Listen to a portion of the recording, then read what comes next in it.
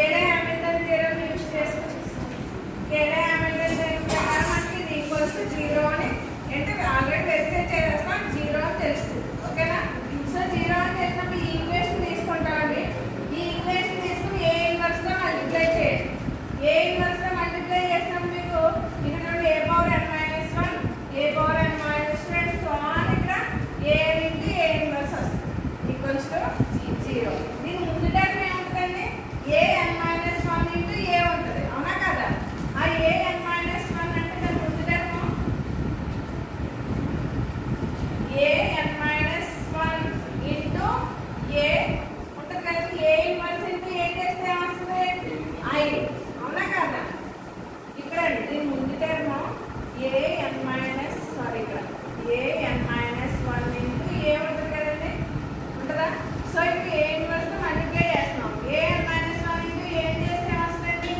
a n minus 1 into a into a inverse అంటే I అయిపోతుంది. అవునా కదా?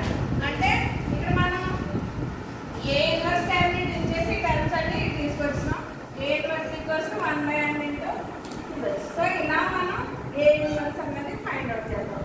సపోజ్ a పవర్ 4 కావాలనుకోండి, ఈ ఈక్వేషన్ తీసుకుంటారు. ఇక్కడ a క్యూబుల్లో ఈక్వేషన్ వస్తే ఇంటూ a చేసుకుంటారు. a పవర్ 4 ఇటు ఉంచుకుని మిగతాదంతా తీసుకుని మీరు only a square a cube aతో a పవర్ 4 కూడా ఫైండ్ అవుట్ చేస్తాం. సో అది ఎలా చేద్దామో చూద్దాం. కేలే హామిల్టన్ థియరం అర్థమైందా? కేలే హామిల్టన్ థియరం అంటే ఏంటి statement? Every square matrix satisfies it's characteristic equation.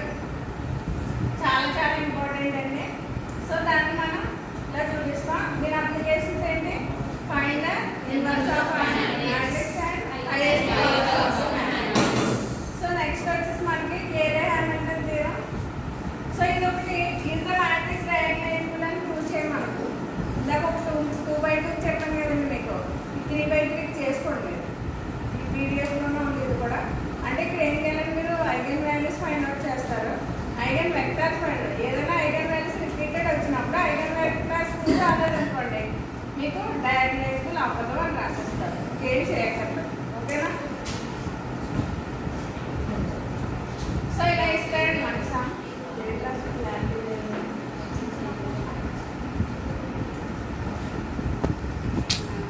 So ఏ అనే మ్యాట్రిక్స్ ఇచ్చాడు.